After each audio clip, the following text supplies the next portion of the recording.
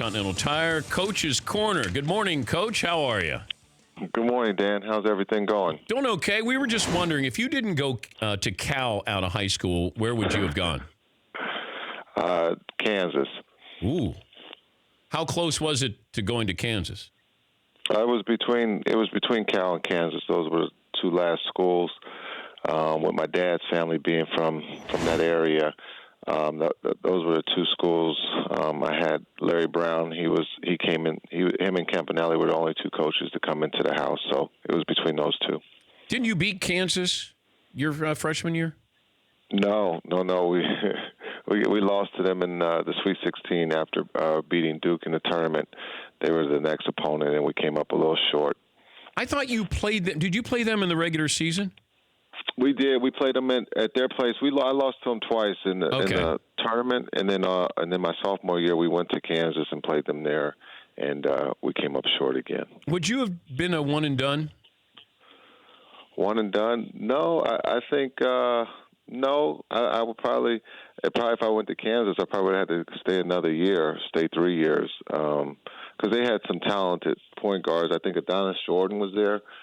So as a freshman, I probably would have had to come off the bench. You wouldn't have started at Kansas? I don't think so. Wow. That's a great question. Wow. Well, that's why you didn't go to Kansas, Jason. What about, could you have played out of high school in the NBA? Maybe. That's a yes. Maybe. That's a humble yes, right? No, yeah, it's just because I got to play with the pros very early, in high school. So the fear factor wasn't there because I, played against Chris Mullin, Tim Hardaway, Marshall Onis, Gary Payton, B. Shaw, those guys on a daily basis in the summertime. So maybe. Wait. So in high school, you're going against these guys? Yeah, I was lucky. Don Nelson invited me over to play against, those guys at Golden State, Mitch Richmond, Run TMC, when you had Mullen and Tim Hardaway, being able to play against those guys while they practice, that was a lot of fun. It was a great experience. So you played against Gary Payton as well? Well, I grew up under him, so yes, I got to play against him and B. Shaw, Antonio Davis, Greg Foster. So I got to play against those guys while they were, on their way to the NBA or in the NBA, out of high school. Did Peyton trash talk you, or was he more of a mentor? Oh, no, both. All right, here's a couple of questions we had from the other day. If I said you could start your team and playing with today's NBA, you can start with Shaq or Kobe. Who are you starting your team with? Oh, man, Shaq could have done a lot more than he was probably, I don't want to say, led to do, because he could handle, good question. I'm going to go with, Kobe. What's your favorite Kobe story? Favorite Kobe story? I guess coming back from an injury when I had the blonde hair, and I ended up guarding him down the stretch, and he went to jump for the game winner on a jump shot. I went to jump. I was already down, and he was still up. And you know how the story goes. He makes it. So. Do you think the blonde hair held me down? It was a parachute. It didn't let me get off the ground. All right, here's the other question. I'll give you Shaq and Kobe or Jordan and Pippen. Ooh. I mean, who thinks of these questions? These are great questions. We have a lot of time. We have a lot of time on our hands, Jason. I see that. I'm going to go with MJ and Scotty. Yeah.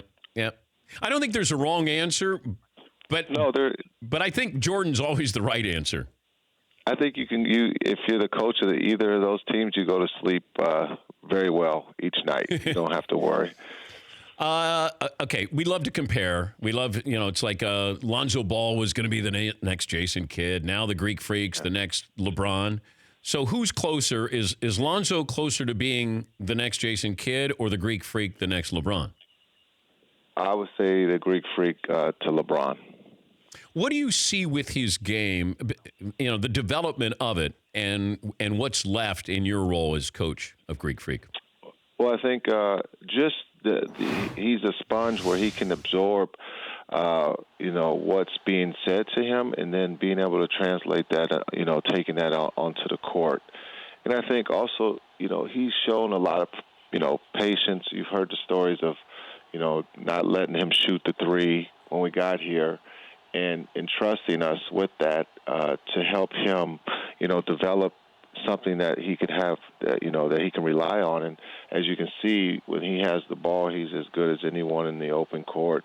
And also when he has the ball in the paint, he's one of the best finishers.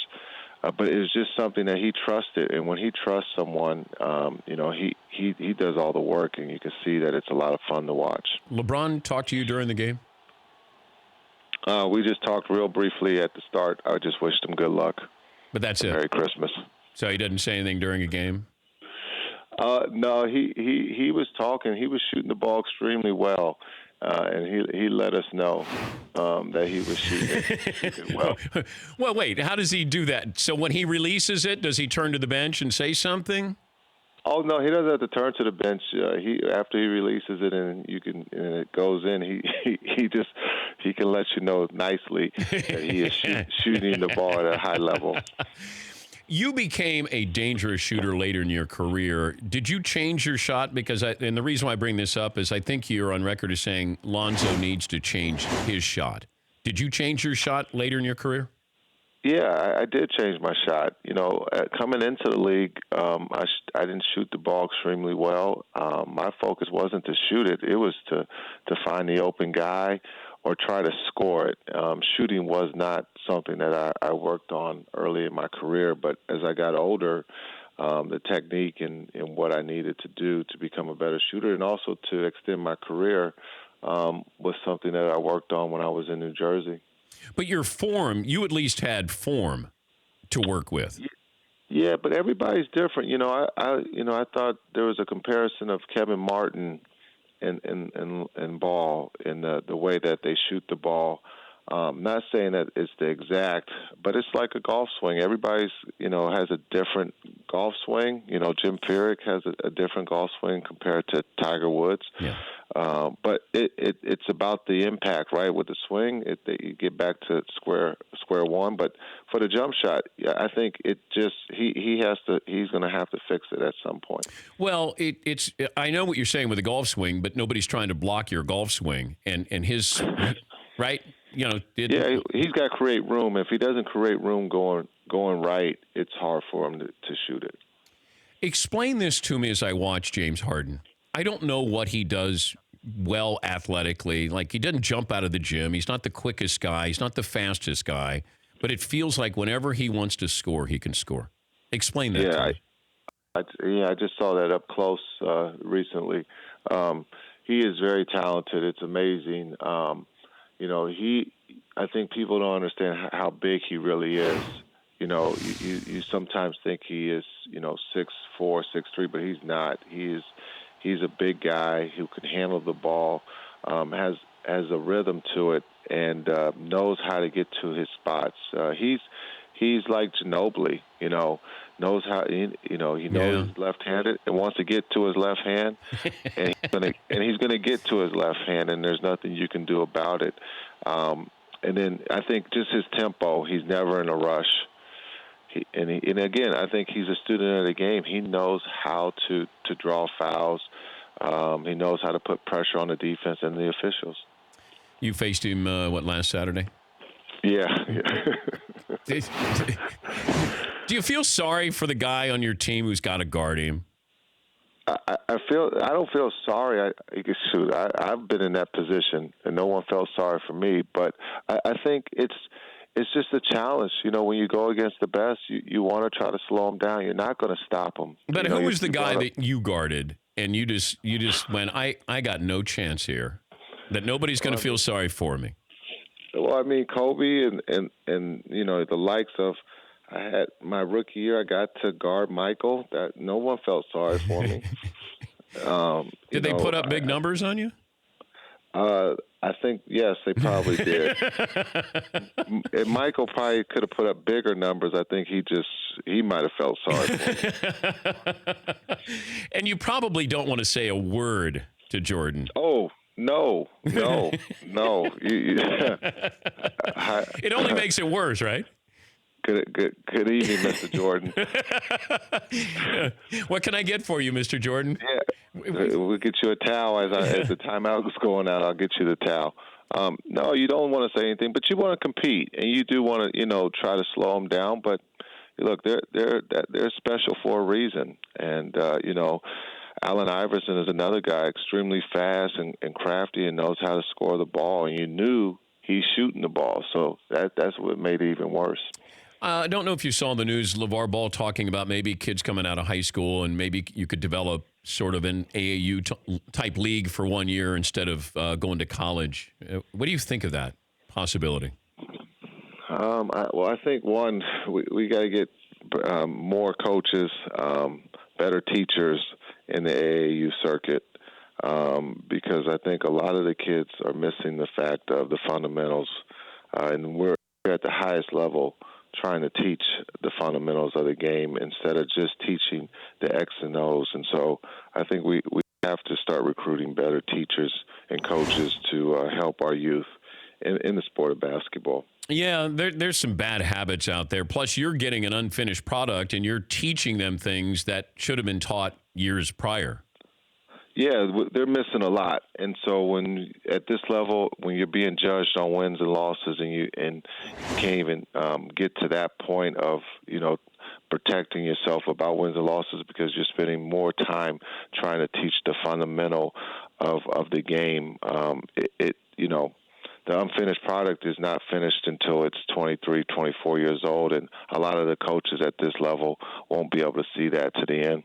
I got you. Jordan had 36 on you. Your rookie. You had a triple double though. Your second year against him. No, not your rookie year. Yeah. Oh. I got 25, 15, and 11. You torched Jordan. You owned Jordan in that game, but I got him 36 your first meeting with Jordan.